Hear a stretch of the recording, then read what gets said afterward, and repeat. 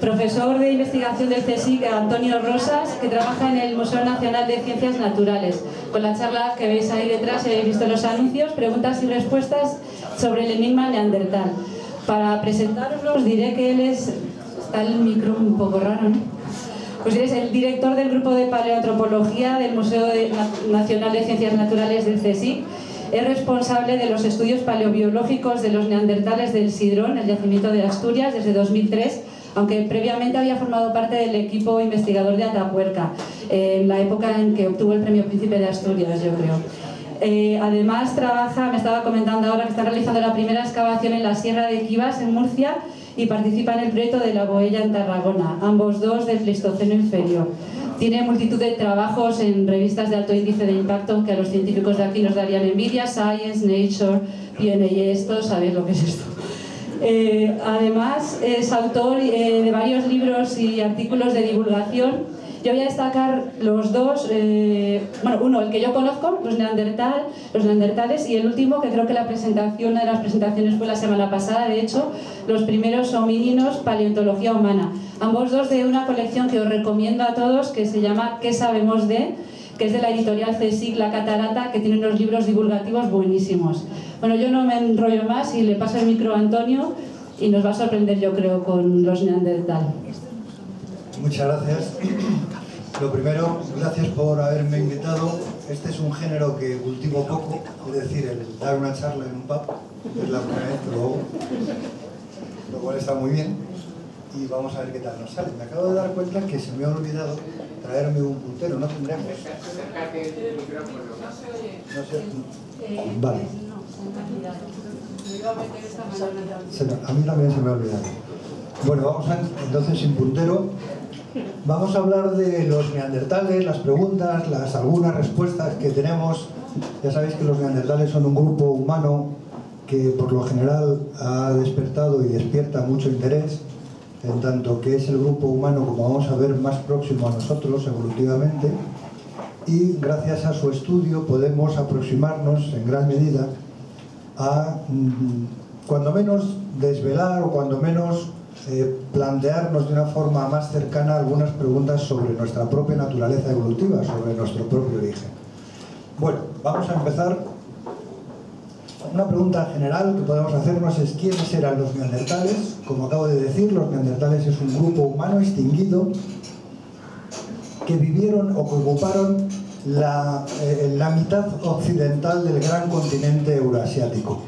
Tradicionalmente se habían considerado como unos homininos, unos humanos que vivieron prácticamente exclusivamente en Europa, porque como por razones históricas han sido descubiertos en suelo europeo, pero en los últimos descubrimientos se ha ido viendo que su área de distribución es cada vez mayor y recientemente fueron hallados una serie de restos en Siberia del Sur, de tal manera que, como veis aquí en este...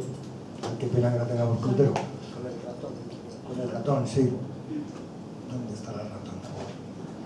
Aquí en Siberia, en la cueva de Denisova, de tal manera que suelo comentar que no será extraño que próximamente, por decir, esto es una especulación, en prensa podamos leer el descubrimiento de neandertales en China, por ejemplo.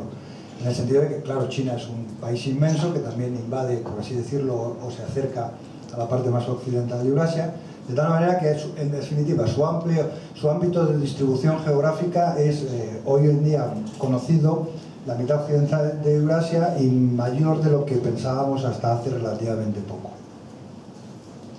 Desde el punto de vista histórico, como os comentaba, que habían sido considerados los humanos fósiles que vivieron en Europa, puesto que los hallazgos clásicos fueron encontrados en países eminentemente de Europa Occidental, Alemania. El término neandertales procede del nombre en inglés o latinizado de un valle al lado de Düsseldorf, que curiosamente su traducción sería el Valle del Hombre Nuevo, el Valle de Neander, y fue descubierto en el año 1856, lo que es el esqueleto que da nombre al grupo, el esqueleto de Neander. Podríamos enrollarnos o hablar un rato largo, que no tenemos tiempo, pero la fecha de 1856 es sintomática, en tanto que El origen de las especies de Darwin se publicó en 1859, de tal manera que el descubrimiento de estos humanos enigmáticos, desconocidos en la época, desconocidos completamente en tanto que existieran unos hombres primitivos, viene a la luz del conocimiento occidental justo antes, o está íntimamente unido al descubrimiento, llamémosle así, de la evolución biológica, al menos la que Darwin nos presentó en su libro del origen de las especies. De tal manera que, en principio, los detractores de la teoría evolutiva fueron también detractores de los neandertales, porque estos venían a corroborar esa teoría que no se aceptaba en la época. A modo de curiosidad, el primer neandertal descubierto, aunque fue reconocido posteriormente como neandertal, fue descubierto en Gibraltar, en el año, como veis aquí, 1848. Este es el fósil más antiguo descubierto, lo que pasa es que cuando se halló no se identificó como tal. Otro descubrimiento que tiene mucha relevancia y tiene mucha implicación en cuanto a la idea que tenemos generalmente sobre este grupo humano de los neandertales es el que se llamó el Viejo de la Chapelle-aux-Champs, que es un yacimiento francés y que fue descubierto a principios del siglo XX, y una reconstrucción que hizo Marceline Bull en la época, de alguna forma, los conocimientos en antropología que se tenían en ese momento y de alguna forma también muy influido por los prejuicios sociales del momento, dio lugar al mito de los neandertales, el mito en el sentido de esa mitología de esos seres humanos, el paradigma de lo tosco, de lo primitivo, incluso de lo moralmente degenerado, porque veis esas reconstrucciones aquí, animales, pues en unos casos pues como monstruos de alguna forma, en otros casos como medio retrasados o como disminuidos. Esa fue la imagen que se fue generando. Contribuyó mucho también en el descubrimiento de la época de un yacimiento que está en Croacia, que se llama Krapina, en el que se identificaron prácticas de canibalismo. Entonces, los prejuicios de la época, que interesaban a unos humanos primitivos que fueran mucho más primitivos que nosotros, asociado a descubrimientos de su comportamiento en parte caníbal, dio lugar, como digo, a esa mitología de los neandertales, mitología que al menos nuestro grupo ha tratado de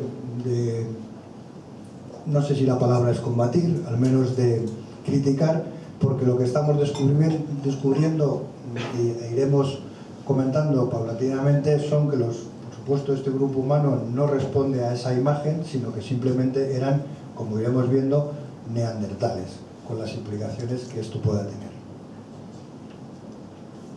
Hoy en día, como digo, esta imagen se está modificando, y estas son algunas de las reconstrucciones que se están haciendo recientemente basadas en restos concretos. Son reconstrucciones en paleontología en general, en paleontología humana en particular. El ejercicio artístico de la reconstrucción cada vez adquiere mayor importancia y cada vez adquiere mayor relevancia, porque realmente nos permite aproximarnos a una realidad tangible. Los huesos, en realidad, a los especialistas a lo mejor nos pueden decir algo, pero realmente no nos acercan al organismo, ni a las comunidades, ni a los ecosistemas. Y son estas reconstrucciones cada vez más científicas, cada vez más apoyadas por el conocimiento anatómico y apoyadas por el conocimiento paleoantropológico, y a su vez dotadas por un componente, digamos, de creatividad de los artistas, son los que están acercándonos de alguna forma, en el caso que nos ocupa, a los neandertales, como a otros muchos. Bien, hemos dado unas pinceladas de lo que era este grupo y en la literatura se pueden encontrar diferentes acepciones de lo que es neandertal. Por eso pregunto aquí, o planteo la pregunta, ¿qué entendemos por neandertal? Si os fijáis en esta gráfica, a ver si aparece el ratón. ¿No quiere? Bueno. Lo que vemos es una curva quebrada. En el eje vertical lo que tenemos es la edad, el tiempo. Bueno, estos son curvas paleoclimáticas. Como sabéis, a lo largo del Cuaternario ha habido ese fenómeno que ha sido clásicamente denominado las glaciaciones, y las glaciaciones hoy en día, o los periodos fríos y los periodos cálidos, se identifican a través de una serie de marcadores cada vez más complejos, pero uno de ellos son, por ejemplo, los isótopos de oxígeno que veis arriba. En definitiva, una serie de fluctuaciones, frío-calor, frío-calor, frío-calor. Hoy, actualmente, estamos en un periodo cálido y, como también sabemos, a través de lo que oímos casi constantemente en esto del cambio climático, vamos a un periodo cada vez más cálido. Pero venimos de un periodo muy frío, hace 19.000 años, que fue el último, lo que se llama el último máximo glaciar, que fue el último pico glaciar donde los hielos, lo que hoy en día encontramos en Groenlandia como esas masas de hielo, o en la Antártida, pues llegaron prácticamente hasta Londres, hasta la altura de Londres y todo el norte de Alemania, por supuesto la península escandinava. Bien, en todo ese fenómeno que identificamos técnicamente como los estadios isotópicos marinos, 9, 8, 7, 6, 5 hasta el 1, que es el actual, los neandertales vivieron durante ese largo periodo con un origen de la especie que hoy en día podemos identificar en torno a hace unos 250.000 años. 250.000, 300.000 años es el origen de la especie que consideramos los especialistas como tal Homo neanderthalensis.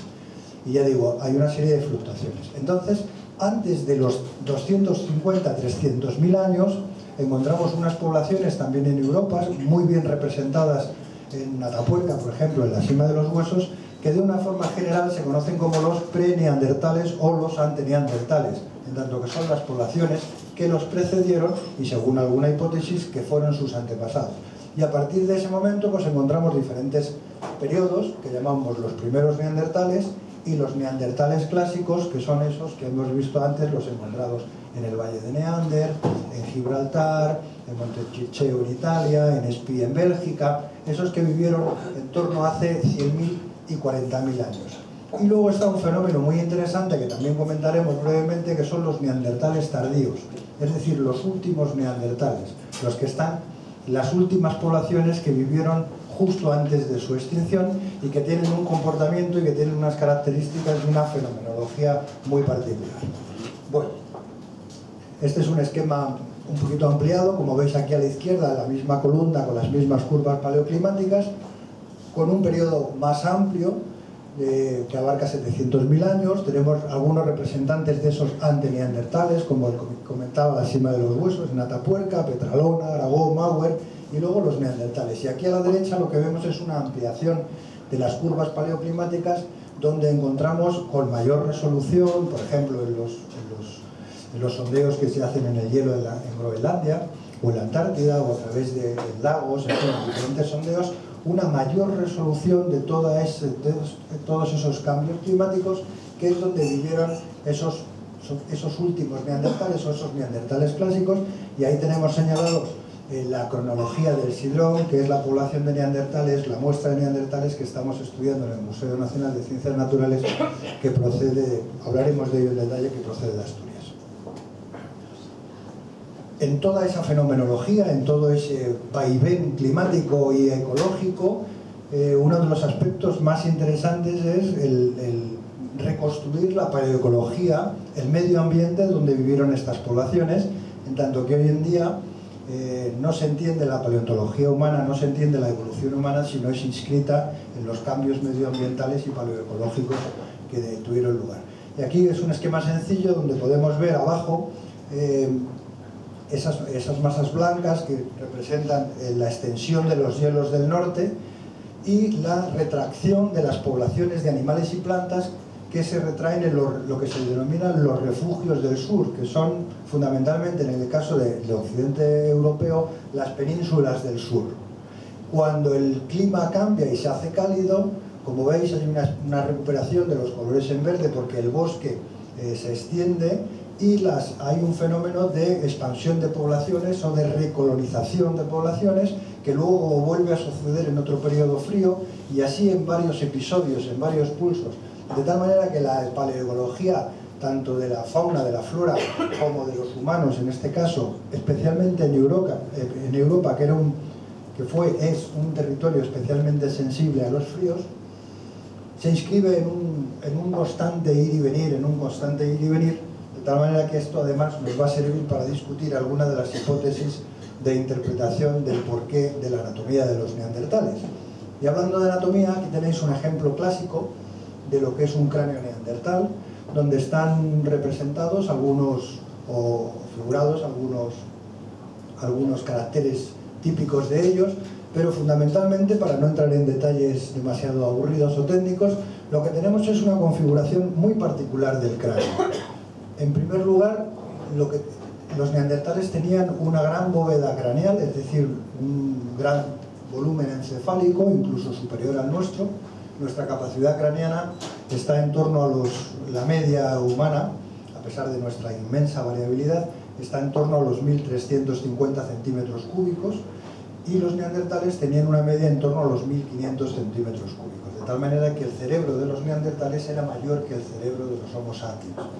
Y ese gran cerebro, de forma distinta, porque no es igual, el volumen es mayor, pero además su forma también es distinta, se compagina o se instala en una cara también muy grande, un desarrollo de esqueleto facial muy grande y muy particular, que está representado en la foto de la derecha, donde la parte media de la cara, lo que es la nariz y la parte media de la frente y del maxilar, se proyecta hacia adelante mediante un mecanismo o un fenómeno que se conoce como prognatismo mediofacial. Eso es muy singular de los neandertales y se manifiesta en múltiples características como las que vemos aquí representadas en esa mandíbula, como el espacio retromolar o la posición del foramen metoniano, y una larga lista de pequeños caracteres anatómicos que nos sirven primero para identificarlos como tal y segundo para preguntarnos por qué se originan.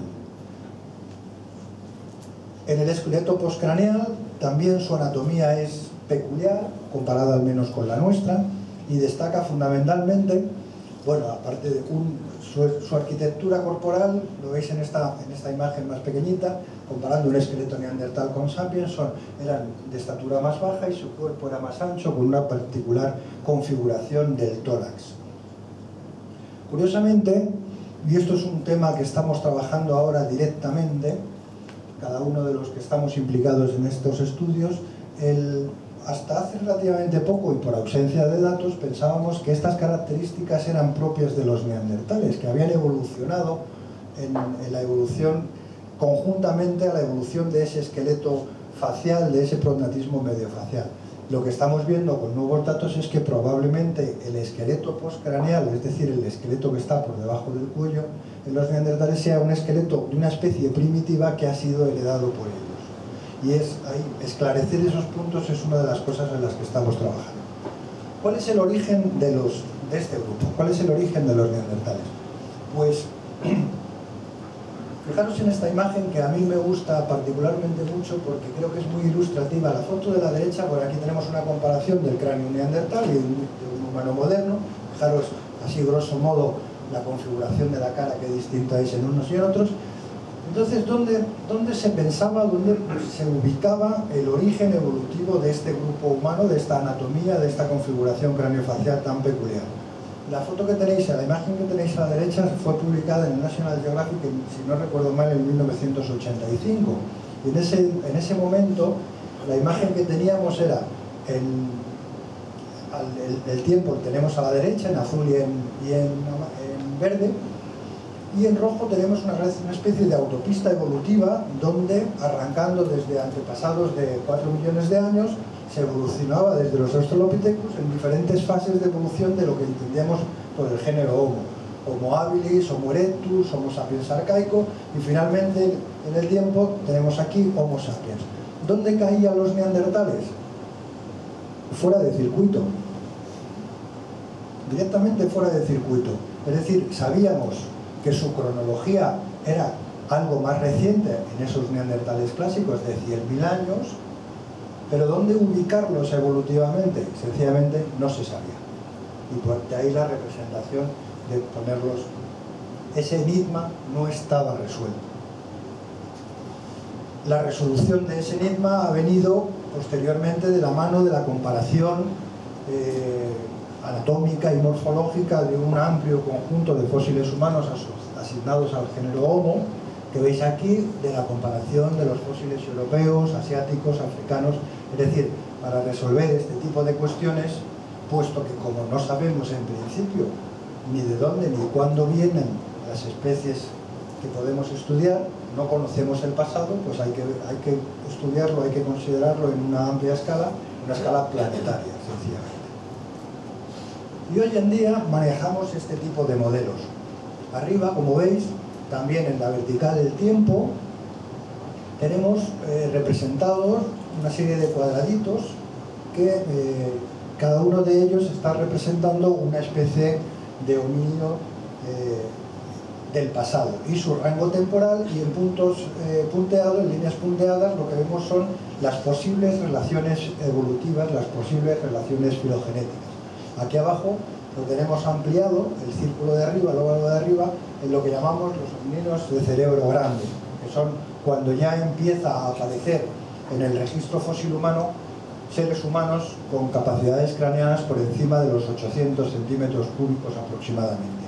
Y lo que vemos es que desde aparentemente un hipotético antepasado común que en Atapuerca describimos con la especie Homo antecesor, surgieron dos linajes evolutivos. A la izquierda vemos un linaje que pasa por Homo rhodesiensis y termina en nuestra especie Homo sapiens, y a la derecha tenemos otro linaje donde termina en Homo neanderthalensis, pasando por Homo heidelbergensis.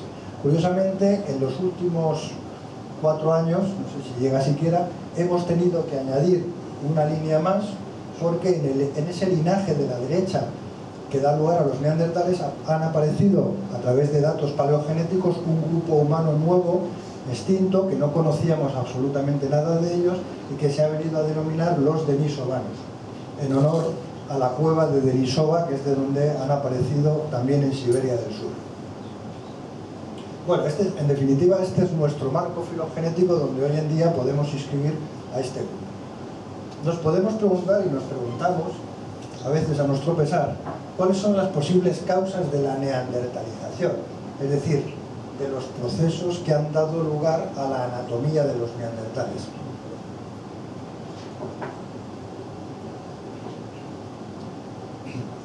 Pues aquí, como en cualquier estudio que pretenda abordar la causación, la causa de los fenómenos, la situación se hace complicada. En ciencia, la mayoría de las veces conocemos o podemos describir más o menos las relaciones entre los fenómenos, pero las relaciones de causa y efecto, cuáles son las causas de los fenómenos, ahí la situación se nos complica bastante. Hipótesis, ha habido varias, pero una de las que más ha calado clásicamente es lo que se ha denominado la adaptación a un biotipo hiperártico. ¿Qué quiere decir esto? Pues fijaros aquí en estas rectas, lo único que se hace es comparar la longitud del fémur y la longitud de la tibia, y lo que se ve es que las proporciones corporales cambian en la especie humana según un gradiente altitudinal y en las especies de mamíferos, de tal manera que las especies de mamíferos siguen las reglas de Bergman y las reglas de Allen, que son generalidades ecológicas, de tal manera que dicen, los animales del norte, por ejemplo el zorro ártico, comparado con los zorros del sur, el neque del desierto es el ejemplo más claro, los animales del norte son de cuerpo redondo y patas cortitas, y las orejas también pequeñitas, es decir, todo redondito para mantener el calor, mientras que los animales del sur son más esbeltos y más finitos para disipar ese calor. Eso es lo que vienen a decir estas reglas. Bueno, pues los neandertales encajan en ese, fenotípicamente, morfológicamente, encajan en el biotipo hiperártico. Curiosamente, este modelo encajaba muy bien, porque esos neandertales de los que hablábamos antes, clásicos, que vivían en Europa, los primeros que se hallaron asociados en sus cuevas con restos de animales árticos, renos, lemmings, zorros polares, claro, porque son los neandertales los que se encontraron de los periodos glaciares. Ya hemos visto que han vivido en periodos cálidos y en periodos fríos. Bien, esa fue una explicación, y esta es un poco la simplificación del cuerpo de los neandertales, en tanto que eran bajitos y rechonchos. Esto es un hecho medible. Otra cosa es la interpretación del porqué de ese hecho. Nuestro cuerpo, a diferencia aquí en verde, es más esbelto y sobre todo más estrecho. En cuanto a la explicación de lo que es el prognatismo mediofacial de la cara, encajaba en este modelo porque esa proyección, esta proyección de la parte anterior de la cara y sobre todo de la cavidad nasal se interpretaba como una gran cámara de calentamiento de aire. Era, digamos, esa cavidad tan grande de los neandertales, adaptados a esos climas fríos, serviría pues para calentar el aire antes de que llegara a los pulmones y antes de que entrara en contacto con la parte posterior de la cara, y que está cerca del cerebro. Me toco aquí, pero no es aquí, porque es que no puedo, está dentro del cráneo, está por detrás de la boca. Bien, esta era la interpretación que se ha dado, la denominada adaptación termorreguladora. Test científicos más exigentes, con más datos y con nuevas técnicas también de control, realmente lo que se ha visto es que este modelo, planteado, digamos, de forma un tanto superficial en el sentido de falta de datos, de acumulación de datos, pues realmente no se cumple, porque cuando se compara realmente en test más exigentes, pues lo que se ve es que precisamente en algunas ocasiones es incluso al contrario en cuanto a la anatomía concreta de la cavidad nasal. Otra interpretación para explicar esa cara tan curiosa y tan particular de los neandertales fue lo que se llamó la adaptación biomecánica. Desde un punto de vista de lo que era la teoría evolutiva en los años 50 y los años 60, en el que estaba muy dominado por una visión adaptacionista y muy mecánica, es decir, del uso de la anatomía de los organismos en funciones muy directamente relacionadas, pues se dijo, esa configuración tan peculiar del cráneo debe estar relacionada con su forma de masticar. Curiosamente también coincidía en que la anatomía de los dientes y el desgaste del uso de los dientes era muy peculiar, y entonces se generó la hipótesis de la adaptación biomecánica. Aquí tenéis algún detalle, digamos, más particular de esos desgastes tan peculiares de la dentición, sobre todo de la dentición anterior, que hacen muy peculiar, esto es verdad, muy peculiar el desgaste de los neandertales. Repito, test igualmente con mejor metodología en biomecánica de la masticación, pues tampoco realmente se cumple. Y actualmente lo que estamos hay un amplio debate entre los especialistas de cuáles pueden ser las explicaciones posibles a todo esto que estamos contando. Nosotros estamos trabajando con la hipótesis de que tanto la interacción en la evolución del cuerpo, desde tanto del biotipo grácil como del biotipo robusto, y la influencia que el cuerpo y la respiración y el metabolismo ejerce sobre las vías respiratorias, como por otro lado la influencia que está ejerciendo ese incremento del encéfalo del que estamos hablando, pueden ser de esa interacción de factores, puede ser la resultante de esa anatomía tan particular. Aquí estoy entrando quizá en demasiados detalles, porque yo creo que merece la pena cuando menos plantear el problema. También modernamente se ha visto desde la genética, en sentido general, que el azar, las puras dinámicas de azar, la casualidad, es un elemento importante en la evolución del mundo, en la evolución de la vida y en la evolución del mundo, simplemente por fenómenos de azar, por casualidad. En el caso de la genética de poblaciones, la casualidad se manifiesta en que si ha habido un deterioro climático y una población pequeña se ha quedado aislada, las dinámicas genéticas de esos organismos aislados pueden seleccionar por azar una serie de genes que luego, cuando se extienden, se quedan fijados, pero realmente no hay ninguna función que los explique detrás. Entonces, bueno, pues ahí le andamos. intentando deshojar deshilar esta maraña de situaciones y de problemas.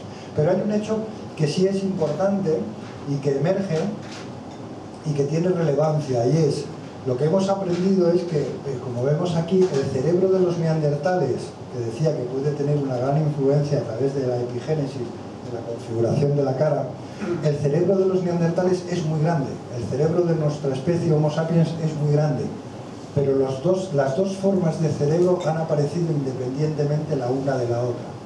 Dicho de otra manera, ese fenómeno tan peculiar que nos creíamos tan exclusivo de nosotros, como es tener una gran capacidad encefálica y por ende una posibilidad de pensamiento y de reflexión y de inteligencia, resulta que la naturaleza inventa por otras vías también tener un gran cerebro.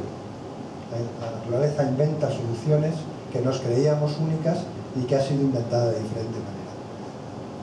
La gracia está en explicar cómo surge esa invención de un órgano tan complicado. Lo que sí sabemos es que ese gran cerebro está asociado en los neandertales a lo que podemos llamar cualidades humanas, esas que asociábamos a nuestra propia especie, como por ejemplo, por supuesto, la cultura material. Es evidente que los neandertales tenían una sofisticada cultura material idéntica a la de los Homo sapiens de su época, de hace 100.000 años, por ejemplo, la cultura musteriense. Los neandertales son los primeros humanos que entierran a sus muertos, son los primeros que tienen prácticas mortuorias. Los neandertales, sobre todo esos últimos neandertales, de los que hablábamos al principio o antes, al final de su evolución aparecen fenómenos de ornamentación corporal, lo que supone la posibilidad de un pensamiento simbólico. Simbólico porque nosotros, cuando nos ornamentamos, cuando nos vestimos, nos ponemos unas gafas de una manera, un peinado de una manera, lo que estamos haciendo es mandando señales a los otros. Nuestras joyas, nuestros vestidos, nuestros peinados son señales de unos a otros. Nos identificamos, nos simbolizamos. Bueno, pues los neandertales empezaron también a mandarse señales simbólicas. El gran debate es si lo inventaron ellos, es decir, surge por su propia evolución, o si se lo copiaron a los Homo sapiens que tenían esa cultura. Ese es el gran debate, si es por evolución propia o por aculturamiento. Y los neandertales sabemos que esporádicamente en algunos grupos, por ejemplo en el caso del Sidrón, que lo estamos viendo muy directamente, practicaban el canibalismo. El canibalismo es un fenómeno en sí mismo que, como comentaba al principio, en realidad es uno de los grandes tabúes de la cultura judeocristiana, junto con el incesto, pero lo que vemos es que, bueno, ocasionalmente los neandertales lo practicaban, y también sabemos por el estudio reciente en muchas áreas de la prehistoria que los seres humanos han practicado el canibalismo de una forma mucho más recurrente de lo que se había admitido hasta ahora. Bien, pues paso ahora, no sé cómo voy de tiempo, ¿no? Bien. Vamos a hablar ahora de una línea de investigación muy novedosa, o de unas líneas de investigación que han surgido realmente hace 10 años y han avanzado de una forma realmente espectacular, que es el estudio del análisis del ADN antiguo, es decir, la capacidad de extraer ADN, eso que se ha llamado la molécula de la vida, donde a través de una secuencia de bases químicas está codificado la información que construye a los organismos. Pues esa molécula, y con la información potencial que contiene, era un tema, digamos, era una información completamente ausente en el caso de los fósiles, y modernamente se han podido desarrollar técnicas para extraer esas moléculas. Lo voy a centrar este estudio del ADN antiguo en tres aspectos fundamentales. Por un lado, el ADN mitocondrial. Cada uno de estos puntos nos permitiría o nos exigiría estar hablando un buen rato. ADN mitocondrial, nosotros, intento ser rápido, los organismos, los mamíferos, nosotros, los humanos, tenemos dos tipos de ADN, el que está en el núcleo de las células y el que está en unos orgánulos en el citoplasma, que se llama ADN mitocondrial. Bien, pues ese ADN mitocondrial, que es mucho más abundante, puesto que cada una de nuestras células, por promedio podemos tener 300 o 400 mitocondrias, y es muy sencillo su cromosoma, ha servido y sirve de marcador de muchos fenómenos evolutivos, porque además su tasa de cambio es muy rápida y permite detectar cambios y fenómenos que en el ADN nuclear son más lentos, más estables y no tienen ese ritmo.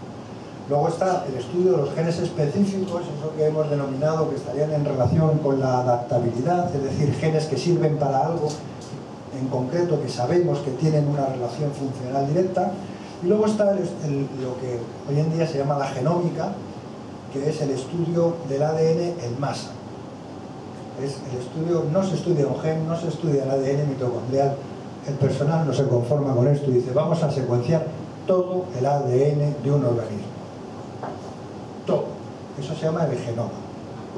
Y entonces, la ciencia que estudia todo el ADN de los organismos se llama genómica, en contraposición a la genética clásica que estudiaba genes, es decir, pequeños fragmentos del ADN. Y en este caso hemos participado en el estudio del genoma y del exoma neandertal. 4 pinceladas sobre el yacimiento que estamos estudiando del Sidrón. Está en Asturias, como comentábamos.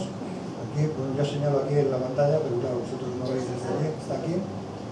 Y se trata de una cueva, se trata de un sistema kárstico, de una cueva con una galería relativamente larga, y en un pequeño divertículo de esa galería hay otra pequeña galería que denominamos la galería del osario, y es ahí donde esta es la galería, esta de aquí abajo es la galería, digamos, principal del sistema, que viene así más o menos, y en este pequeño divertículo, aquí dentro, está la galería del osario, que es donde ha aparecido toda esta magnífica colección de restos neandertales.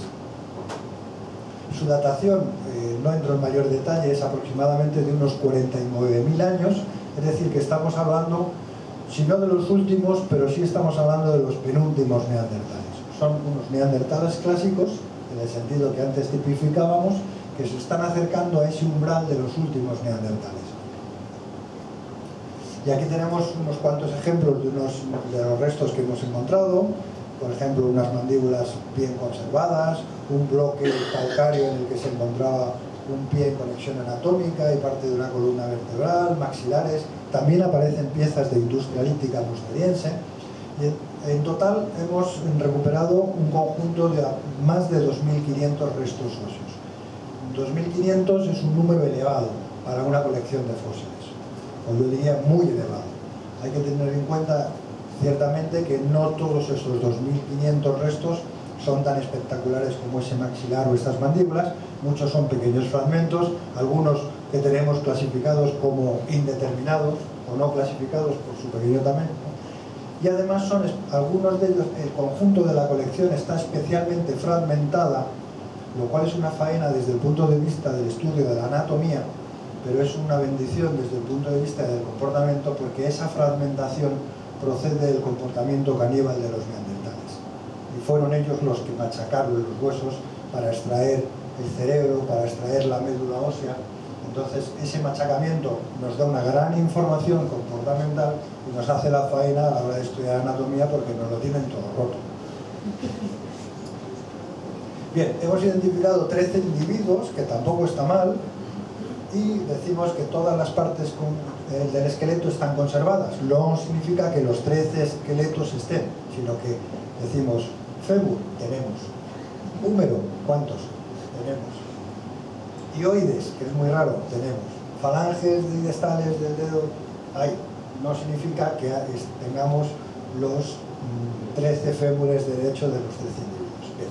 Bueno, pues con todo ese material maravilloso desarrollamos un programa de investigación en el que pretendemos abarcar los diferentes niveles de la organización biológica, desde el nivel molecular que estaba comentando con los estudios del ADN hasta los estudios paleoecológicos o de poblaciones que hemos esbozado anteriormente.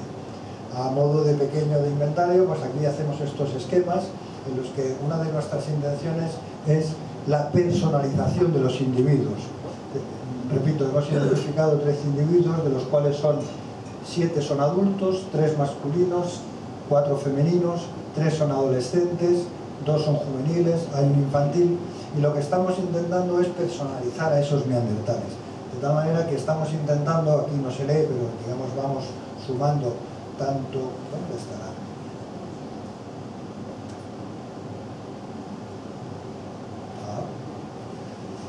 Vamos en estos esquemas poniendo las piezas que vamos asociando a los diferentes esqueletos y vamos atribuyéndole o vamos identificando características propias de ese individuo. Pues si tuvo una patología en la mandíbula, si era diestro o era zurdo, en fin, características que vamos, si en las huellas de uso de la boca, por cierto, estudiadas en su tesis doctoral por Almudena Starrich, que está aquí,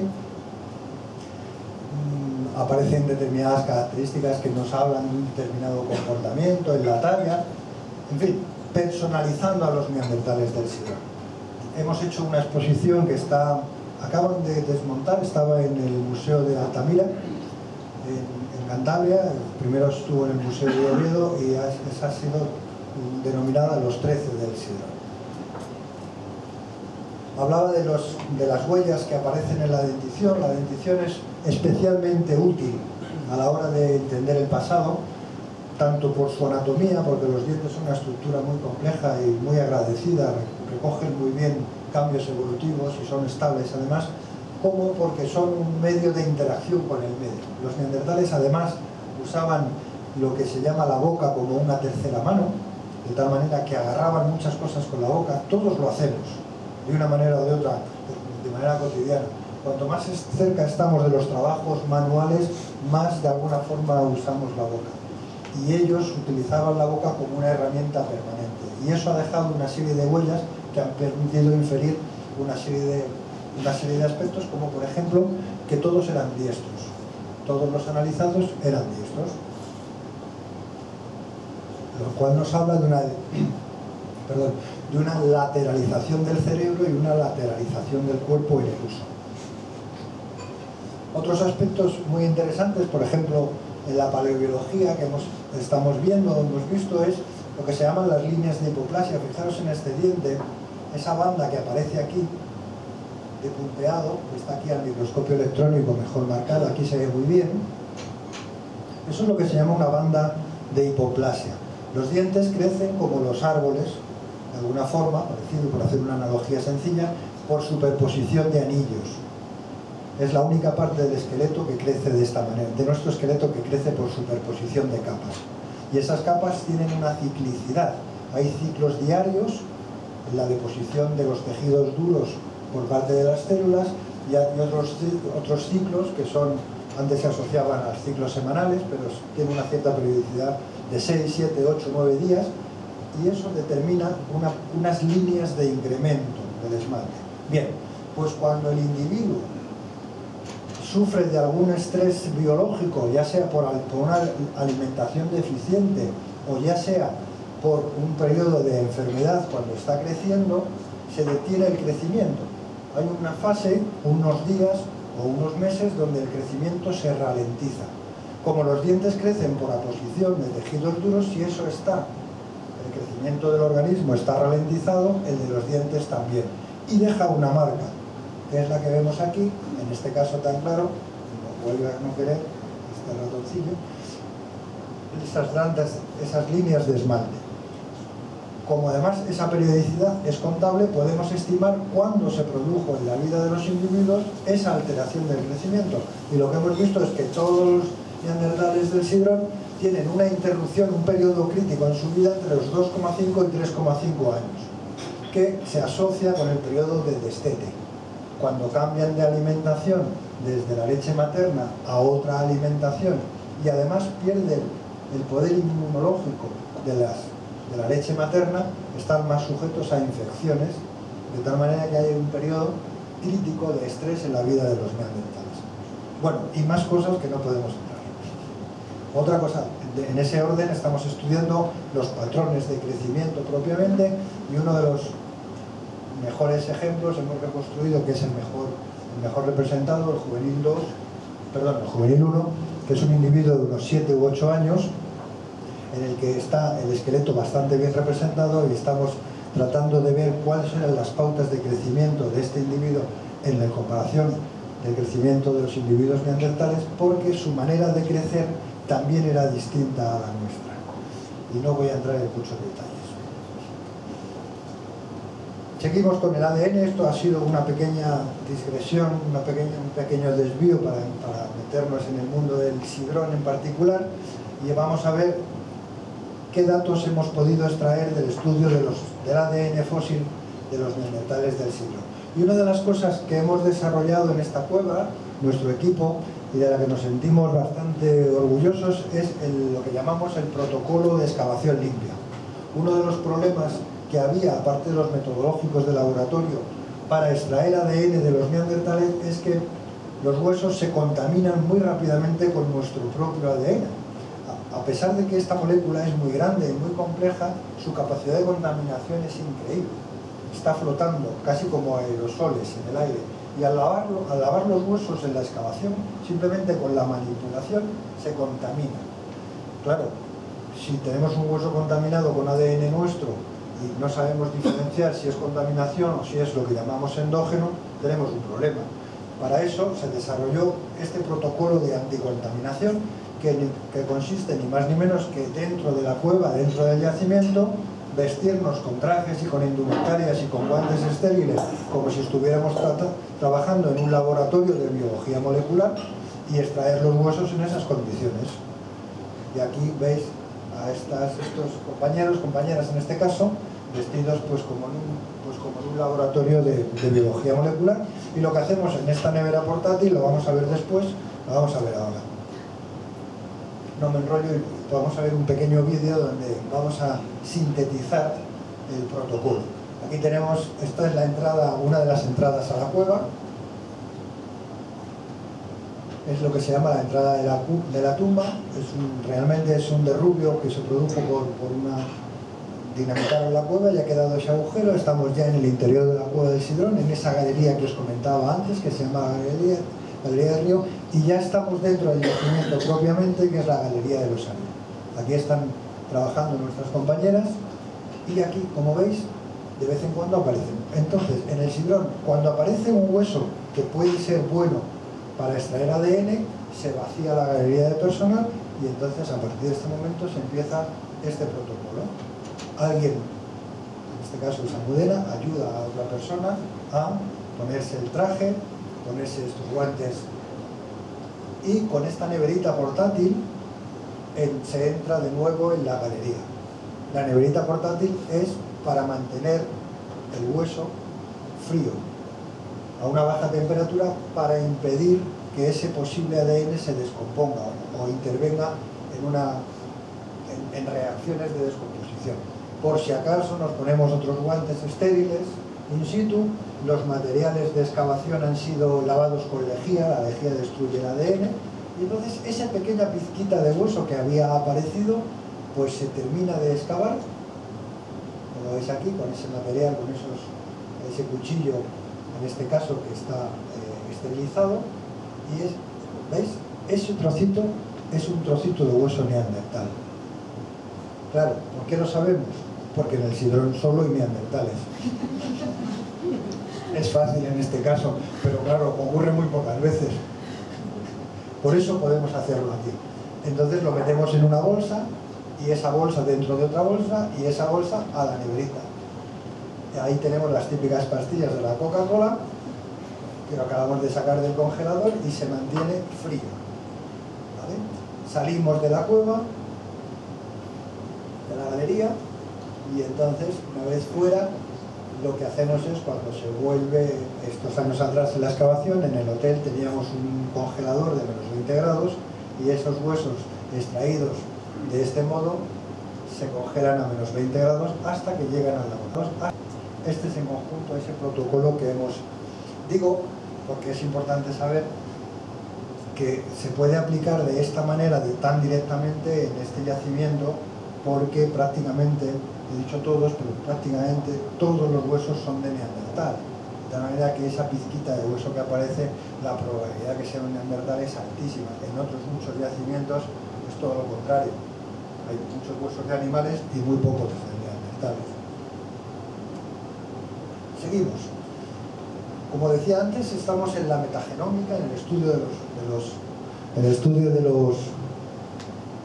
los genomas completos, y aquí contribuimos a la publicación del genoma neandertal, y la publicación del genoma neandertal ha dado muchas implicaciones desde el punto de vista de lo que es proporcionar una herramienta metodológica con todo ese inventario genético que se puede hacer y además disponible, que cada cual puede, por así decirlo, diseñar sus propias comparaciones o experimentos intelectuales, pero también como conclusiones importantes fue que nos ha cambiado realmente el modelo evolutivo que teníamos de cómo han evolucionado las especies del género Homo en los últimos 500.000 años.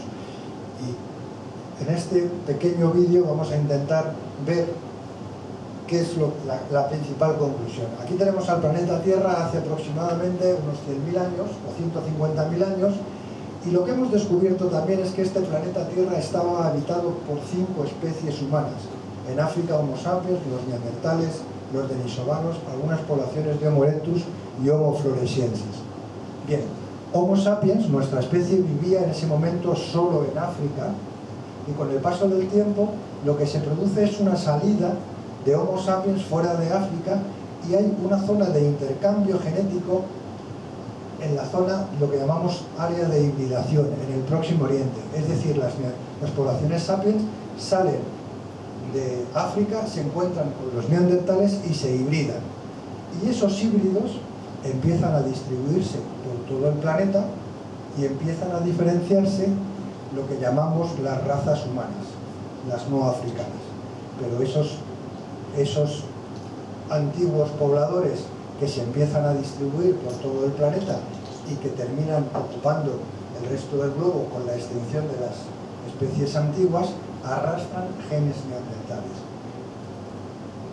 Por eso se ha concluido, o hemos concluido, que cualquiera de los que estamos aquí tenemos en nuestro genoma aproximadamente un 2% de genes neandertales. Este modelo se infiere, trato de ser breve, de una circunstancia, y es que cuando se estudió el genoma neandertal y se comparó con diferentes genomas de poblaciones humanas actuales, lo que se ha visto es que las poblaciones africanas, las poblaciones negras, para entendernos, no tenían genes neandertales. El resto de las poblaciones teníamos genes neandertales. ¿Cómo configura ese mosaico? Pues a través de esa zona de hibridación de solo los que salieron arrastraron genes. Los que no salieron nunca se encontraron con los neandertales y por lo tanto no tienen genes neandertales. Paradoja, digamos, de los prejuicios humanos. Curiosamente, en esa ideología imperialista de principios del siglo XIX, principios del XX, los neandertales eran los primitivos, los toscos, los inferiores, que se asociaba de alguna forma con las poblaciones africanas. Ahora resulta que somos nosotros los listos los que tenemos los genes de esos supuestos tontos, mientras que los inferiores no tienen ningún gen de los tontos. Estos son prejuicios que afortunadamente la ciencia va poniendo más o menos en claro. Y ya llegamos al final y nos encontramos con otro de los grandes, lo que ha sido uno de los grandes enigmas de la historia evolutiva y de la historia del conocimiento de los neandertales, que es la extinción. Porque en la actualidad, hoy en día, solo hay una especie humana que habita el planeta, que es la nuestra, y hasta hace muy poco sabíamos de la existencia solo de los neandertales. Hoy en día, acabo de decir hace un momento, sabemos que ha habido otras especies humanas, hasta 5 hemos identificado. Entonces, en esa dualidad, en esa comparación de los neandertales y nosotros no estamos aquí, ellos no, ¿por qué será? Ha sido una de las grandes preguntas, ¿no? Y efectivamente, desde el punto de vista de lo que es el conocimiento de la teoría evolutiva y de la evolución del grupo, el por qué se extingue un grupo no deja de ser una pregunta interesante, una pregunta científica, pero también me gustaría desmitificar el enigma de la extinción, porque también estaba cargado de un prejuicio, y el prejuicio es: si ellos se extinguieron y nosotros no, por algo será. ¿Por qué? Pues lo mismo porque somos más listos y los ganamos. Este es, digamos, estoy tratando de hacerlo lo más coloquial posible para transmitir la idea de la manera más sencilla, porque es lo que les digo. Cuando quitamos esa comparación de listos y tontos, ese mito de la extinción desaparece y se nos queda el problema de lo que es la extinción de las especies biológicas y en este caso de una especie humana, que duda cabe. Y en el caso, vamos a ver un pequeño vídeo también de lo que es el fenómeno de la extinción. Lo que se está viendo es que hay un retraimiento de las poblaciones y un fenómeno curioso que puede dar explicación al fenómeno de la extinción es que los últimos neandertales vivieron probablemente en el sur de la península ibérica o en el sur de las penínsulas del sur, valga la redundancia. ¿Por qué? Pues porque es muy posible que la extinción de este grupo humano tenga que ver con el deterioro climático. Eran un grupo que probablemente estaba muy adaptado a los ambientes boscosos típicos de Europa, sobre todo en los periodos cálidos, y cuando se produjo el gran deterioro el deterioro del inicio de la última glaciación, se empezaron a destruir de una forma, digamos, llamativa los bosques típicos caducifolios y se fueron recluyendo, como hablábamos antes, en los refugios del sur. Los bosques se fueron retrayendo y probablemente los neandertales se fueron retrayendo con esos bosques. Coincide además ese fenómeno, es verdad, con la llegada de los cromañones a Europa, en el entorno de hace algo más de 40.000 años. De tal manera que aquí tenemos la confluencia de posibles varios factores o vectores de interacción, de tal manera que es la retracción de los ecosistemas propios de los neandertales, de toda la historia evolutiva de los neandertales, con la confluencia de un nuevo factor que está ocurriendo en Europa, que es la llegada de otra especie humana con otro aparato cultural francamente desarrollado. Entonces aquí, como vuelvo a repetir, están en interacción diferentes factores. Sabemos en la biología actual, sobre todo en esta biología del cambio global y de la biología de la conservación, que los grandes factores de extinción de las especies es la degradación de sus medios naturales. Eso sin duda.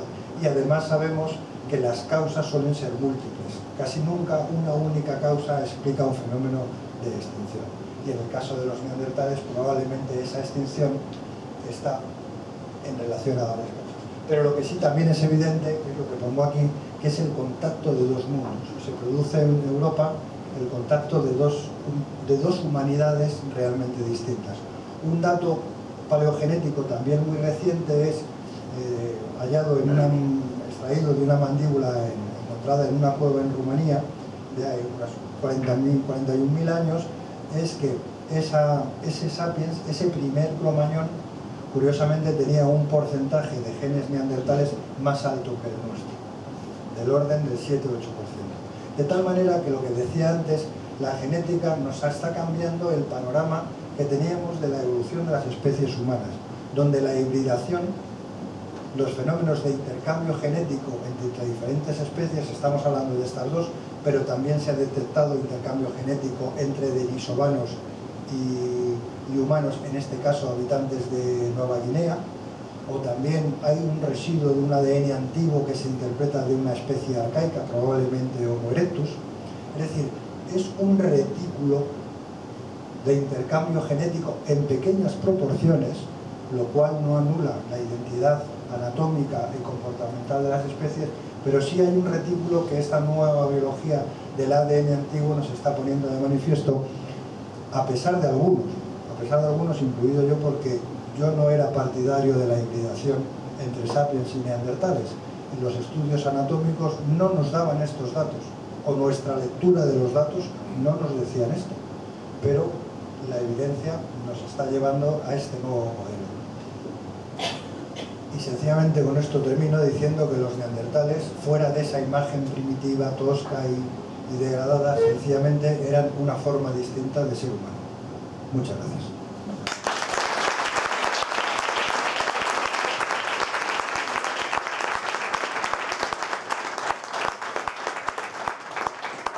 Muchas gracias, Antonio. Me ha encantado de nuevo. Yo lo había visto ya, tengo que decirlo, Veo que se me habían olvidado algunas cosas, otras creo que me han quedado más claras. Me parece increíble, estamos intentando hacer un puzzle, yo creo, de 1 millón de piezas teniendo, yo no sé, te iba a decir 15, 20, no sé si llegamos a ellas. Es increíble, porque además se saca información de todo esto. Y yo siempre que me pongo a mirar o intento leer un libro donde te están hablando de toda la evolución, me toca hacer un esquema al lado para ver a qué rama me estoy yendo. Yo creo que nos lo ha dejado aquí muy claro a todos. Os dejo el turno a vosotros, no me lanzo yo y empiezo a preguntar. Así que ya sabéis, como siempre, os acercáis, os paso el micro, lamentablemente va unido al cable y no puedo llegar muy lejos, pero os acercáis un poco. Gracias. Hola, gracias.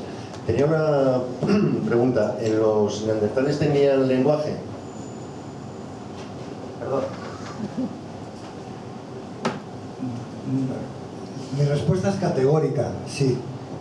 Es verdad que nunca hemos oído a ningún neandertal hablar, pero toda la evidencia alrededor nos dice que tenían lenguaje, desde su aparato cultural, llamémosle así, desde, por supuesto, su anatomía, y además podemos añadir el dato de que lo que es la biología del lenguaje, que es una biología muy compleja, desde los circuitos neuronales hasta toda la maquinaria que sirve para hablar, en la que intervienen gran cantidad de músculos, la boca, el tórax, es muy complicado el habla. Pero de toda esa biología tenemos solamente el conocimiento de que hay un gen, el llamado gen FOXP2, que es el único que conocemos que tiene una relación causal directa con la fenomenología del lenguaje. Y también sabemos que ese FOXP2 es un gen que está en todos los mamíferos, sin duda, es un gen que se llama muy conservado, y que los que tenemos una mutación muy peculiar somos los humanos. Bueno, pues nosotros tuvimos la suerte, con nuestros colegas paleogenetistas, de secuenciar el gen FOXP2 de los neandertales y hemos visto que es igual al nuestro.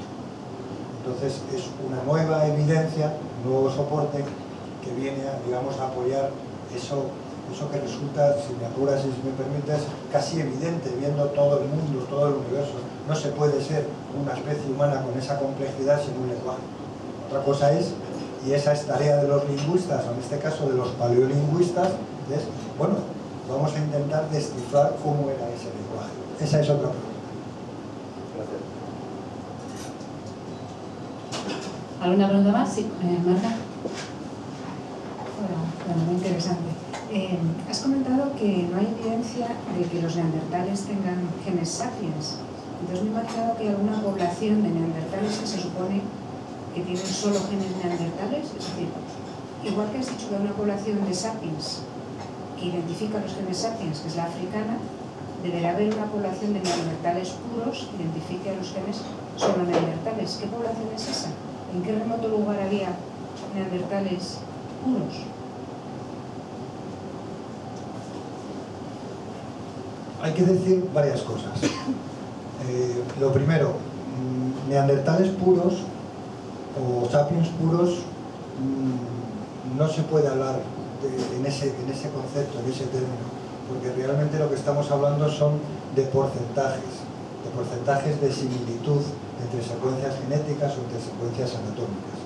Lo que sí se ha identificado es, conociendo estadísticamente el genoma de los neandertales, lo que se ha visto es que algunos segmentos de esos cromosomas los encontramos en nosotros.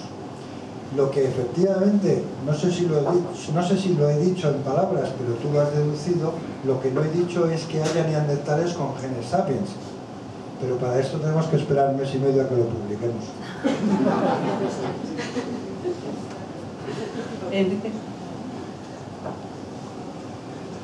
Has mostrado un cerebro, un ancestro de cerebro a partir del cual he entendido decir por lo menos que podrían haber evolucionado de manera diferente el cerebro sapiens y el cerebro neandertal. Y no he visto la antigüedad de ese cerebro, ¿me la puedes decir ahora? Y luego hago la pregunta. Ese antepasado común del que derivan los dos linajes están entre los hace 450.000 años, en opinión de algunos autores, y nos tendríamos que ir a casi 750.000 en opinión de otros. Pues es, alrededor de medio millón de años es poco en términos evolutivos para cambiar la morfología de un órgano, ¿no? Entonces, cuando se ha visto ese tipo de evoluciones, creo entender yo, se puede especular que están asociadas a cambio en un número limitado de genes. Igual que has hablado del lenguaje, que parece haber un master gene importante en los últimos cientos de miles de años. ¿Hay algún candidato que pueda explicar esa evolución diferente del cerebro en 500.000 años? Efectivamente, el planteamiento es así, hay una evolución rápida, por lo tanto, lo que no cabe esperar es una evolución cuantitativamente grande en cuanto a número de información genética o de genes.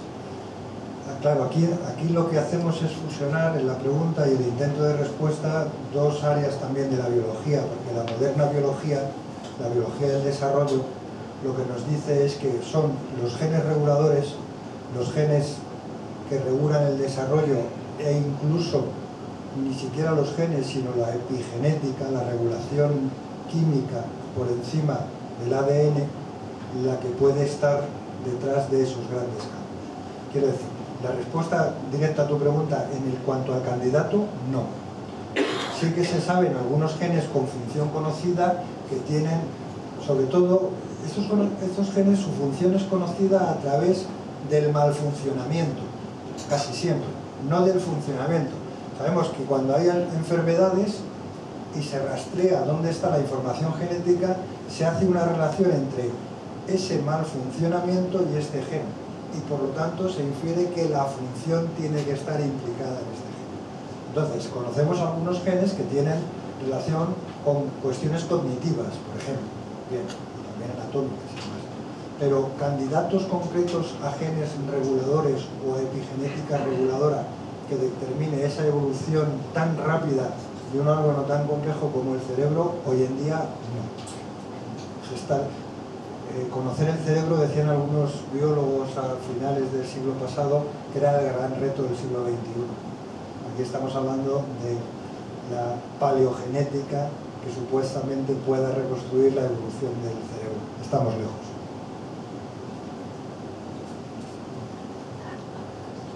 Por favor, ¿cuándo habéis introducido el término homínidos?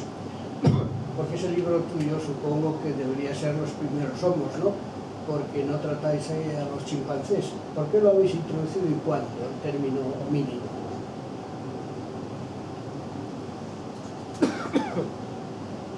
Voy a hacer propaganda lo primero. Los primeros homos es el siguiente. O sea, que hay tantos de chimpancés. ¿Traerá un artículo al mes que viene? ¿Otro libro en breve? Está bien. Un poco de bochorno. A mí me parece bien, pero voy a estar pendiente. Los primeros homininos, los homininos, ¿cuándo se introducen? Trataré de ser breve. De siempre hemos hablado de homínidos. Los homínidos, en contraposición, vamos a ver, esto es un problema de clasificación sistemática y taxonómica. Es un problema de jerga. Es pura taxonomía y sistemática. Y me explico. Cuando se clasifican a los monos, a los primates, hay unos monos o unos primates muy peculiares que son los simios. Los grandes monos antropomorfos. El orangután, el gorila y los chimpancés. Y nosotros.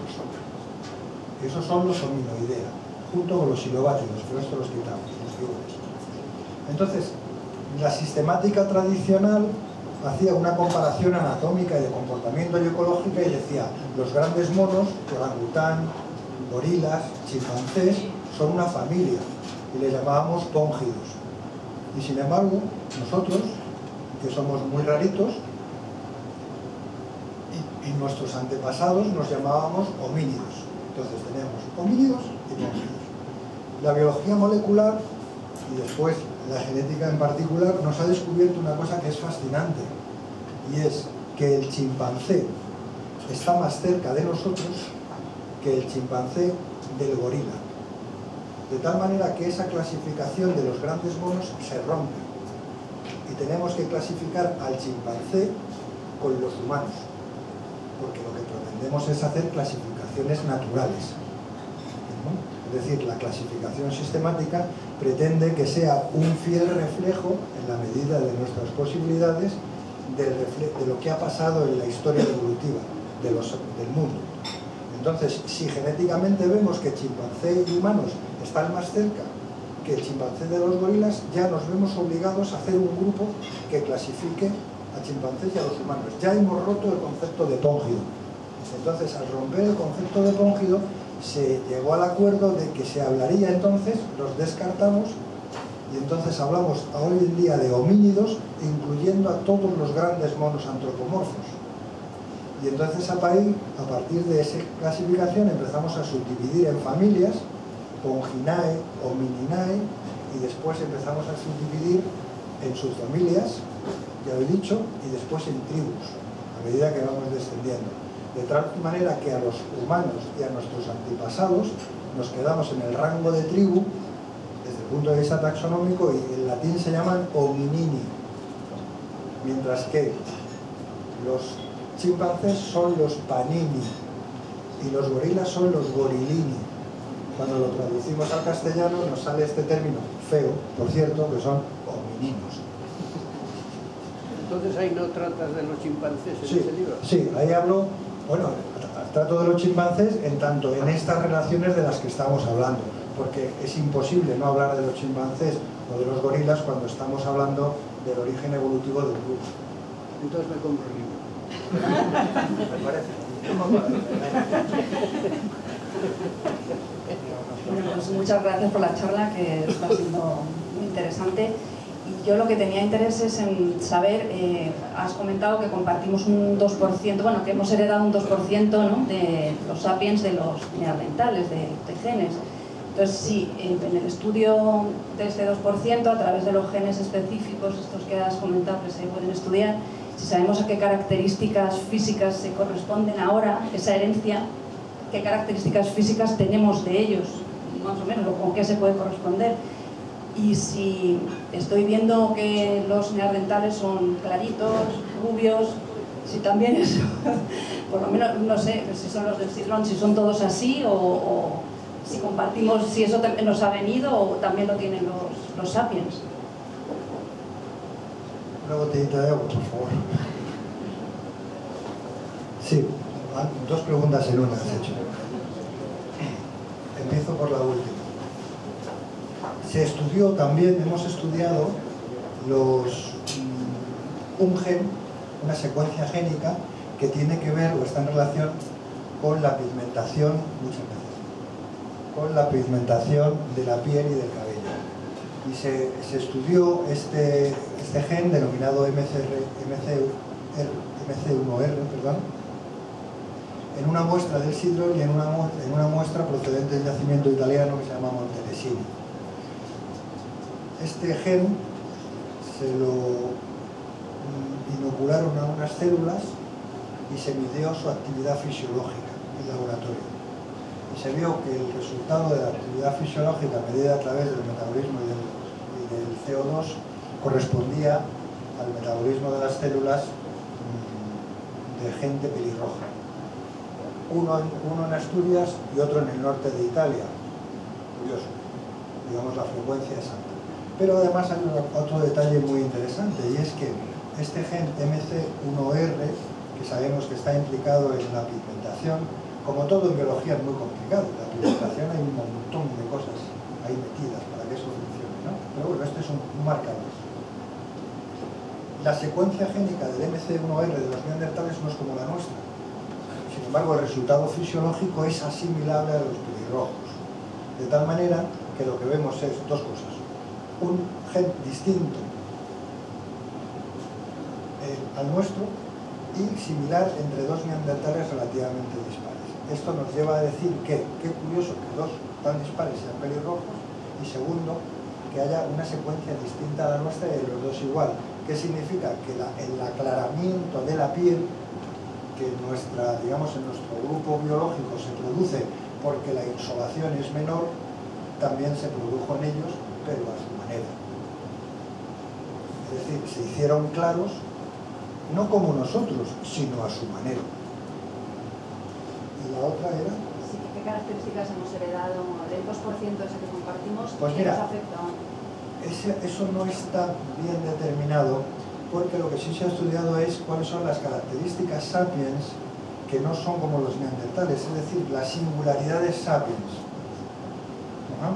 Y se están estudiando, publicamos en el Exoma Neandertal, las singularidades específicamente neandertales, que curiosamente, a modo de curiosidad, genéticamente, lo específicamente neandertal tiene que ver con la región lumbar. Con la región lumbar. Tiene mucho sentido biológico por la configuración del tórax, por la configuración de la cadera, tiene sentido.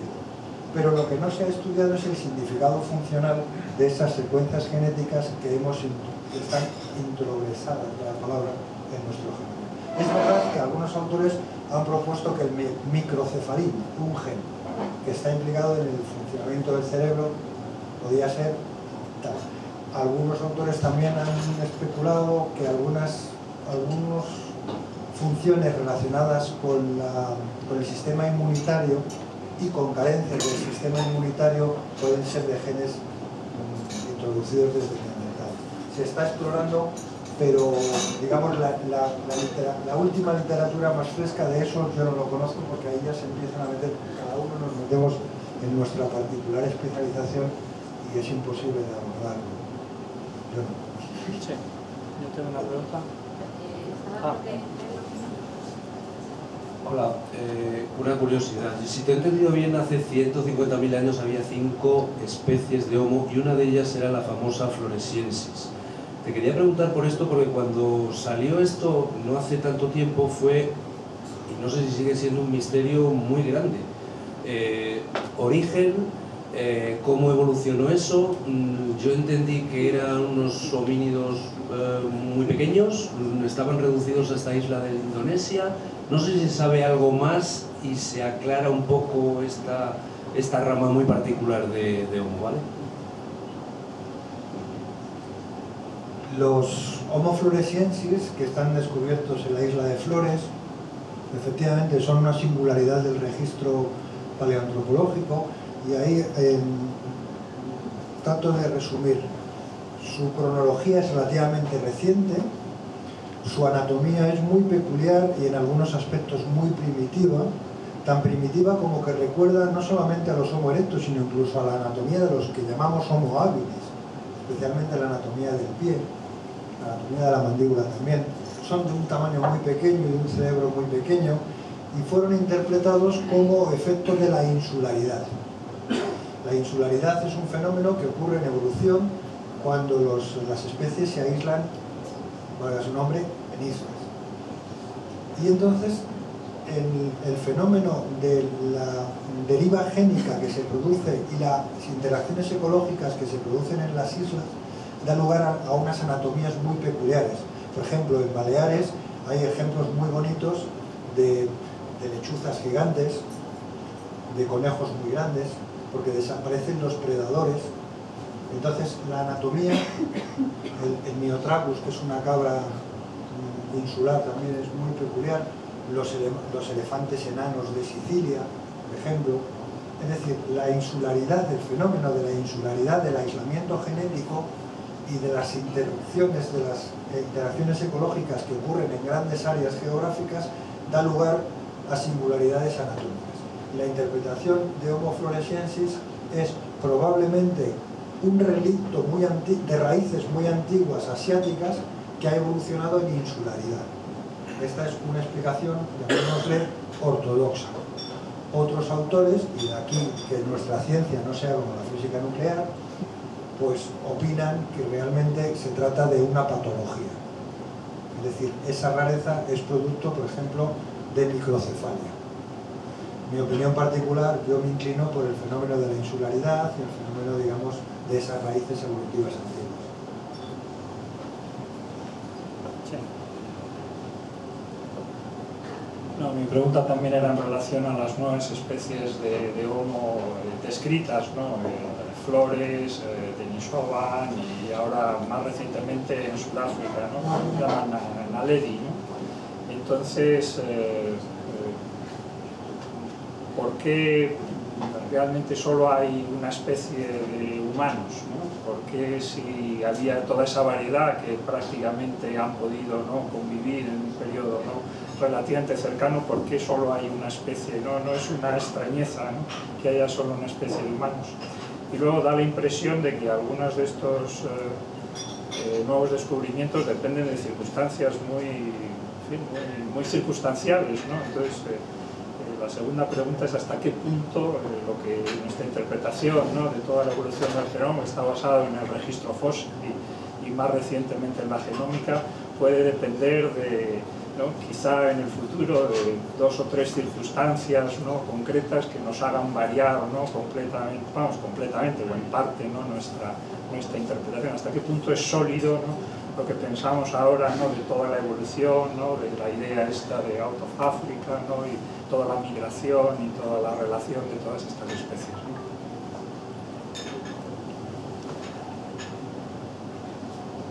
Van varias preguntas en una. Ha sido como una especie de pelota de preguntas.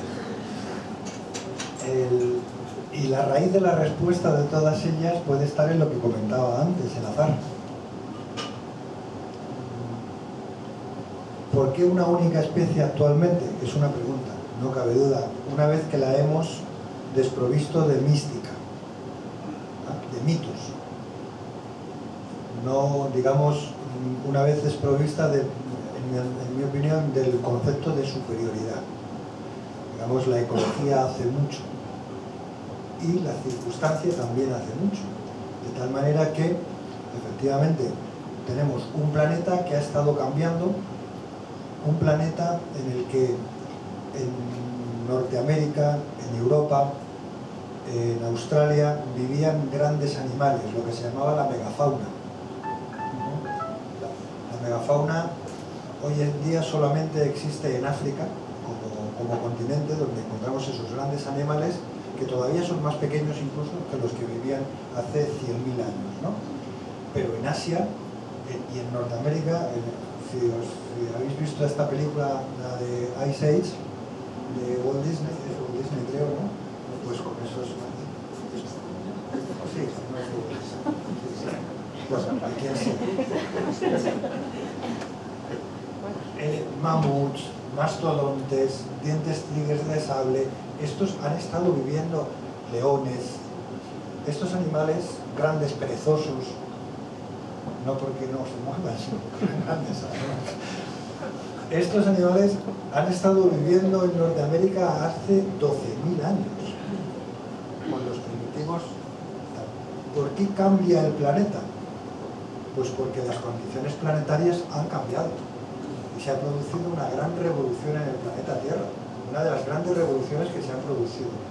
Es posible que todas esas especies humanas estuvieran adaptadas a ese otro mundo, y ese otro mundo cambió, y ese otro mundo se vino abajo. Y lo encontramos en los moas de Nueva Zelanda, esas aves de 3 metros. Es decir, ha cambiado el mundo de manera drástica. Esas especies humanas pueden ser parte de ese mundo pasado y nosotros, bien por cualidades objetivables, bien por efectos del azar, pues aquí estamos y somos muchos. Nuestra biología es muy potente. Nuestra biología reproductiva es un invento extraordinario de la naturaleza. Sería motivo de otra charla explorar por qué somos tan prolijos, ¿no? Es decir, evidentemente hemos inventado mecanismos biológicos. ¿Podríamos pensar que la extinción es lo normal?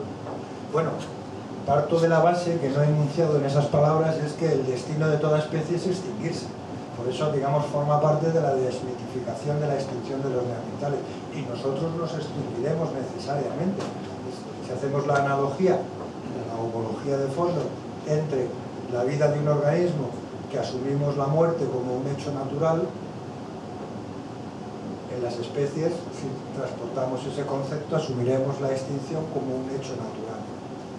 lo cual no significa que no lo estudiemos. Y en cuanto a la solidez de nuestro conocimiento, pues como decía antes, nuestra ciencia no es física teórica, es verdad. Y entonces el descubrimiento fortuito y el componente de fortuito es importante, pues puede cambiarnos una noción, o incluso nos puede mover algunos, digamos, fundamentos. Pero yo pienso que nuestro conocimiento es cada vez más sólido. Entonces se mueve una parte, pero no se cae el edificio. Reajustamos y tenemos un argumento, tenemos un marco donde reajustar el pensamiento. Es decir, lo movemos, pero ya tenemos un conocimiento común para entendernos entre nosotros y decir, vale, venga, vamos a mover esto, que esta evidencia nos lleva por este otro lado. Pues lo movemos, claro, repito, sin ser física teórica. Y por cierto, uno de los coautores de la especie Homo naledi le tenemos aquí.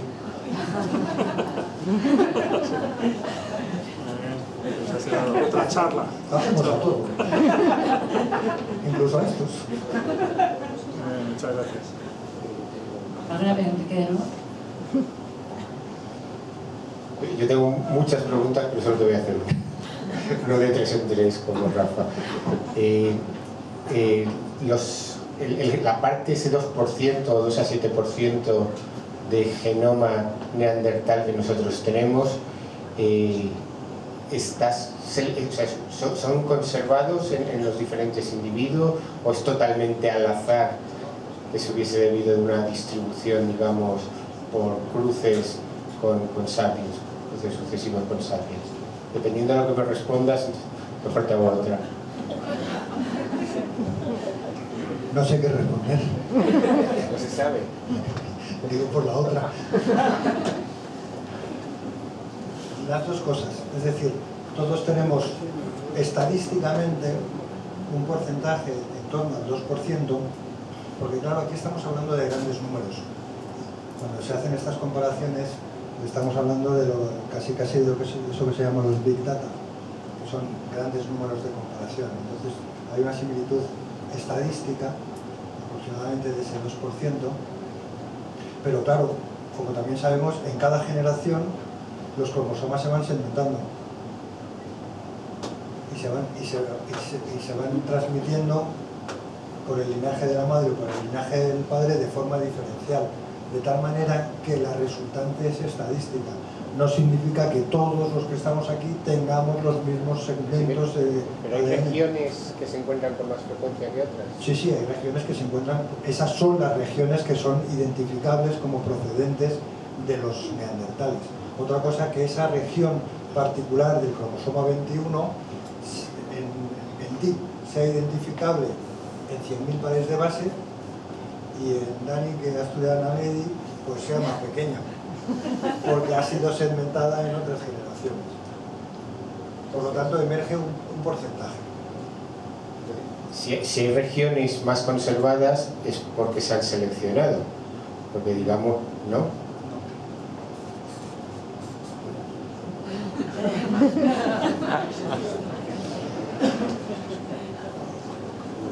No, pero con el gin tonic.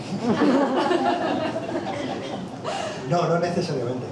Sabemos que hay, bueno, cada vez se le va dando más función a ese ADN basura. Ha cogido el nombre, por los sabios que los conocen esto de primera mano, se llama ADN basura. Y es la inmensa mayoría de nuestro genoma. Cada vez se le va dotando de mayor significado funcional o biológico a todo eso, pero su nombre original es ADN basura. No teníamos ni idea para qué servía.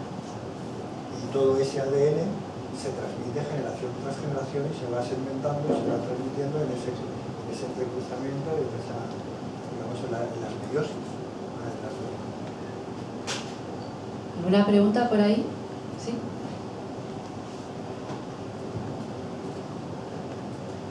Hola, primero felicitarte por toda la exposición, muy didáctica, muy cercana. Y 2 preguntas, espero que sean breves. Primero,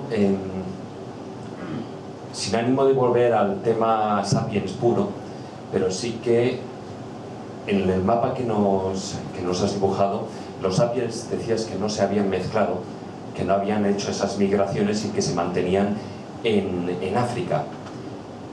¿Eso guarda alguna relación con la raza negroide? Es decir, sapiens con negroide, a diferencia de la unión con los neandertales y ese gen que has estado comentando. Esa es la primera pregunta. Y la segunda pregunta es igual un poquitín una línea más antropológica, pero en Atapuerca, bueno, antes se creía, como has estado comentando de los ritos funerarios, se creía pues que los neandertales, pues alrededor de los 120.000 años, que utilizaban esos ritos funerarios, ¿no? Y en Atapuerca de repente se descubre el bifaz, si no recuerdo mal se llama Excalibur, ¿no? El que retrotraería esos rituales funerarios supuestamente a 300.000 años o 350.000 años de antigüedad. ¿Qué opinas del hallazgo de ese bifaz? ¿Realmente consideras que es un elemento votivo o podría ser, como has estado comentando hoy, o se podría dar en otras ocasiones, sencillamente un hecho fortuito, el hallarse al lado de los restos? Gracias.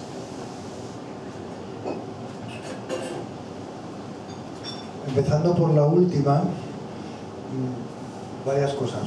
No es lo mismo un elemento votivo, si es que se interpreta de esa manera, que un enterramiento en sentido estricto. En los neandertales encontramos enterramientos. En la cima de los huesos no hay enterramiento en sentido estricto. Hay un conjunto de fósiles mezclados con carnívoros, fósiles humanos con carnívoros, que exigen una explicación. Pero no es un enterramiento con su fosa bien delimitado y, en algunos casos, con lo que se interpreta son unas ofrendas, en el sentido más clásico de lo que entendemos por los enterramientos humanos, reconocibles en el caso de los neandertales, por ejemplo en la Sapelosán o en Sanidad o en otros barrios, ¿vale? En la cima de los huesos no encontramos esto, encontramos una serie de restos mezclados con carnívoros y aparece un bifaz aislado. El hecho de aquí, la interpretación está en cómo se compagina esa gran cantidad de humanos en aquel agujero con una única pieza de industria lítica de un bifaz particular. Si te soy sincero, yo no tengo una opinión formada, no lo sé. No lo sé porque en el fondo a mí el hecho de que aparezca un único bifaz no me convence como para que aquello sea un elemento votivo, una especie de prerritual o un inicio del tratamiento. Es verdad que el conjunto del registro exige una explicación, es rarísimo encontrar 28 individuos, en este caso casi que son esqueletos, es decir, hay un fenómeno que está detrás, probablemente hay un propio comportamiento humano detrás de esa acumulación. Si es simbólico o no es simbólico, yo en este caso no me decanto, no lo sé. No tengo, digamos, ni conocimientos antropológicos de fondo, ni pálpito animal que me lleve por este verano. Y en lo anterior que comentabas, tenemos que deshacer varios equívocos. Primero, negroide es un término que no tiene significado biológico actual. Cuando hablamos de negro, es un color, pero no es un origen biológico. De hecho, a modo de información veraz, en África hay más diversidad genética que en el resto del mundo, solo en África. De tal manera que lo que a nuestros ojos aparentemente clasificamos como personas negras, su origen biológico es muy distinto. Por lo tanto, el concepto de negroide realmente hoy en día no se utiliza. Y en cuanto a los sapiens africanos, lo que tenemos es una dualidad. Hay los sapiens que no salieron de África y los sapiens que sí salieron de África. Sapiens somos todos en ese sentido. Lo que pasa es que la población que sí salió, o las poblaciones, porque cada vez más vemos, de hecho acaba de ser publicado hace 10 días, el descubrimiento de dientes en China con una antigüedad de más de 80.000 años, que probablemente lo que nos está retrotrayendo es a una primera salida de sapiens desde África, que no es la que se hibridó con los neandertales, es anterior. Es decir, las salidas, los pulsos de salida de sapiens de África son los que uno de ellos acarrea esos genes neandertales que somos, digamos, sus descendientes. No sé si contesto, ¿he oído hacia atrás? Si la duda, he utilizado el término negroide, pero más que nada era, es decir, los actuales nativos de África, es decir, son los que en África has planteado que era donde, entre comillas, estaría ese sapiens puro, y actualmente los nativos de África tienen esos rasgos, entre comillas, negroides. O sea, a eso es lo que yo me refería, no solo por el color de la piel. Pero no tiene relación causal, porque, digamos, es un negroide de color de piel, es efecto de la radiación. Sí. Tú te pones en el Ecuador y te fríes. y tienes los aborígenes australianos, que son de piel muy oscura, y tienes los que se llamaron en su momento los negritos, y son de piel muy oscura. Lo decía más por rasgos, no por el tono de No, piel. pero los rasgos que fundamentalmente vemos, los más asociados son los del tronco bantú, porque los rasgos, por ejemplo, de los bosquimanos no tienen nada que ver con los de, digamos, de origen bantú, que realmente se definen por las lenguas más que por el físico. Y los africanos, lo que se denominan nilóticos, no tienen, digamos, son más distintos los bantúes, los africanos de los africanos del oeste, por no hablar de los bosquimanos, que lo que podemos ser una población japonesa y una población norteamericana. Nos confunde el color. Oye, por favor, ¿os ha alcanzado la edad de 50.000 años para emplear el carbono 14 para la datación de edades? ¿Lo habéis empleado alguna vez? O si datáis edades, ¿con qué método lo hacéis? El carbono 14, como sabe, tiene un límite que depende... Lo introduje yo aquí en Madrid, trayéndolo de Cambridge, ¿sabes? O sea que por eso te lo pregunto, porque la primera... Ya, pues entonces... La primera instalación... ¿Se contesta? No. Digo si lo empleáis vosotros. Si lo empleáis. Empleamos carbono 14... Bueno, como usted sabe, pues me ha alterado. Sigue. A mí también. Sí. No, tampoco es ese. Nosotros lo empleamos porque lo mandamos a datar. ¿A dónde? ¿Aquí al Consejo? No, ¿Al Rocasolano? Desafortunadamente no. Desafortunadamente no, porque... Por razones obvias. No, porque, digamos, en la cronología que nosotros nos movemos, es decir, en cronologías entre los, digamos, 25.000 y su límite, los laboratorios que tienen prestigio son fundamentalmente el de Oxford o el Beta Analytics. En Australia creo que hay otro, pero hasta donde llega mi conocimiento, el Consejo nunca ha datado restos de esta antigüedad que yo sepa.